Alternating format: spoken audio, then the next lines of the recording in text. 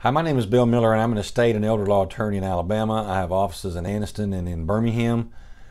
As an elder law attorney, one of the questions I get quite often is, do I have to wait 60 months to qualify for Medicaid if I'm going to a nursing home, or if my spouse is going to a nursing home?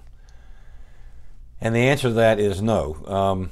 The 60-month rule is the time period that Medicaid looks back from the day you file your Medicaid application to see whether you've given any assets away or sold them for less than fair market value. So if you go to the nursing home today and you file a Medicaid application, once you get qualified, meaning you're under the asset limit, which is very low, $2,000 for an individual and about $140,000 for a married couple. But if you're under that limit, then they're also going to want to know, okay, what have you given away in the past 60 months or sold for less than fair market value?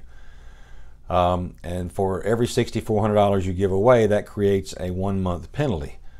So you may have given away just $6,400. Now you've got a 1-month penalty, but they're still going to, the look-back period is still 60 months. So it doesn't mean you have to wait 60 months to apply. It just means that that's how long they're going to look back to see if you've given anything away. So if you have a loved one who's going to a nursing home or who's already there and you have questions about Medicaid qualification, I'm happy to answer them. I would urge you to give me a call at 256-472-2172 or visit my website at www.millerestateandelderlaw.com and submit your question.